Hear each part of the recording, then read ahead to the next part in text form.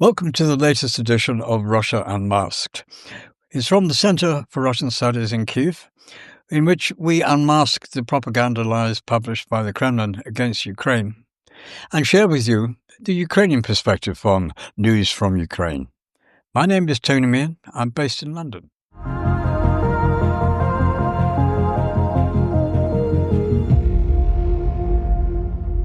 Russia's war of aggression against Ukraine has now approached 1,340 plus days, and it doesn't look as though it's going to stop anytime soon. Today, Russia attacks Children's Hospital in Kyrgyzstan. These are our news stories. US intelligence sees no sign of Russia is ready for peace, as Putin remains determined to enjoy success on the battlefield. Belgian Defence Minister says Moscow will be wiped off the map if NATO is attacked. Obviously, Russia responds. Lavrov, that's the Russian foreign minister, suggests Moscow could provide security guarantees to EU and NATO. That's interesting. What about Ukraine? No, couldn't do that. Orban, that's Hungary's Orban, warns the European Union of war over the use of frozen Russian assets. Also Hungary seeks to form an anti-Ukraine alliance within the EU alongside Czechia and Slovakia. The attack on the Children's Hospital in Kyrgyzstan injured children and medics, and it was Russian artillery. And that happened on the 29th of October, injuring 9 people. 4 of those were children, and the remainder were adults, either visitors or medical staff. Reports also say that one of the casualties is a 9-year-old girl who suffered a blast injury and shrapnel wounds to her shin. One hospital employee is in a critical condition, as in currently undergoing surgery. 2 other medics are in fair condition, and all the people injured in the attack are receiving medical attention. Let's move on to the United States. Unsurprisingly, United States intelligence sees that no sign of Russia is ready for peace, as Putin remains determined to have success on the battlefield.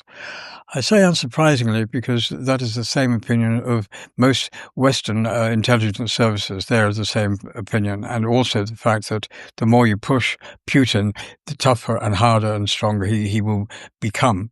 But anyway, let's move on. He's determined to continue the war. The findings presented to members of Congress earlier this month indicate that intelligence agencies see no evidence of Russia's willingness to seek a compromise regarding Ukraine. This is borne out by the fact that they have lost more than 1 million people, but they still continue to fight. Western and US intelligence services have reviewed the Russian stance since February 22, and it hasn't really changed. Sources do say that Putin is now believed to be adopting a more aggressive position than ever before.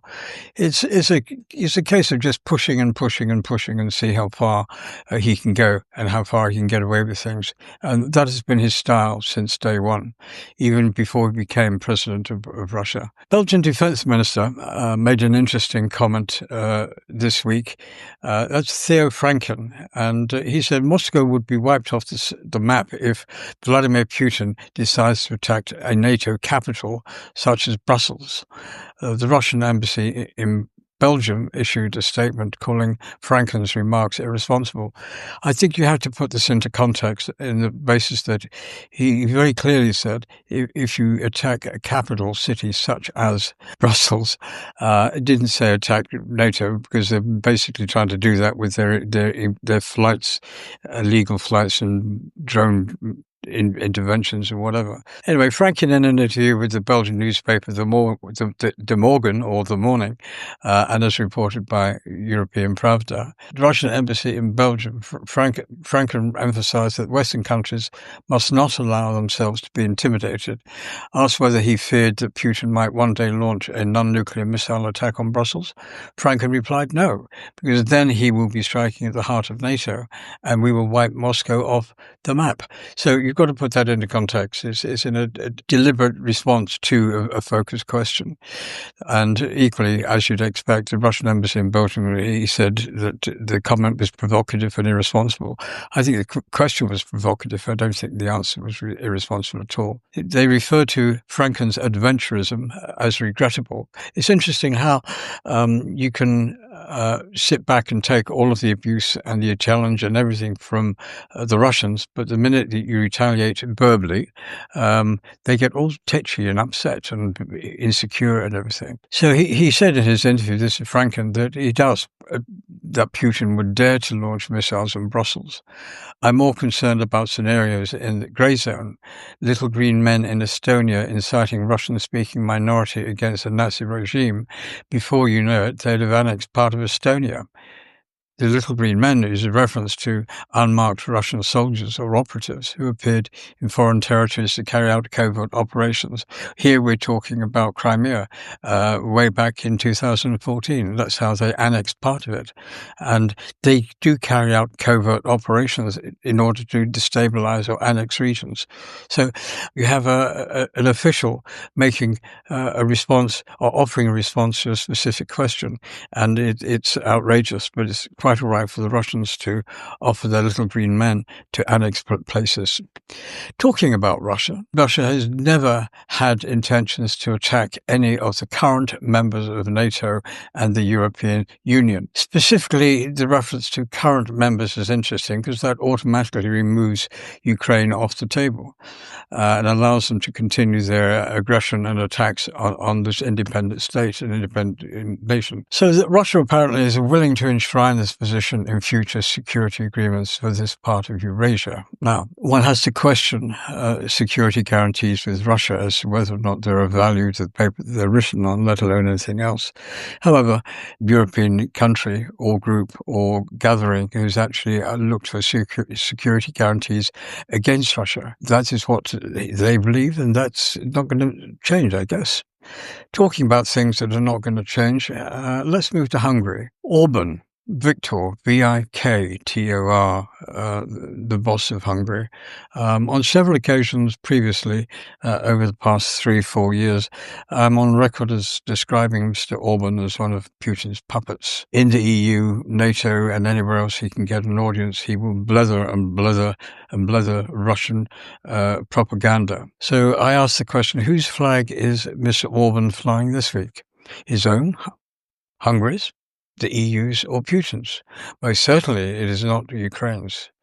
For the past 3 years, in the EU political battlefield of Brussels and elsewhere, Orban and his team have fought to reject, halt, stop, veto every discussion, vote, even nomination to progress Ukraine's membership application to the EU and NATO. This week is no different. Orban warns the EU of war if it uses frozen Russian assets to support Ukraine. In addition, to counter the EU threat to isolate him and therefore exclude Hungary from any future votes in Ukraine, he has exposed other Putin allies, Czechia and Slovakia, and he's proposing to form a political bloc of these three nations, these three countries, to block Ukraine's next stage of progress for its EU application. Orban's and Hungary's negative political response to Ukraine surprisingly is based on recent events as opposed to historic events. For those of you who are aware and remember your history, parts of Ukraine were parts of the former Hungarian Empire prior to World War I, and therefore there is a history there, but it's not that history that Orban is using. He's using Putin and Kremlin's use as a common connection between Russia and Hungary. Putin, Lavrov and others justified Russia's invasion of Ukraine by claiming that Ukraine killed a number of Russian-speaking Ukrainians in the east of the country, which is untrue. Propaganda, lies, whatever you want to call it, but sadly believed by too many like-minded Eastern European leaders.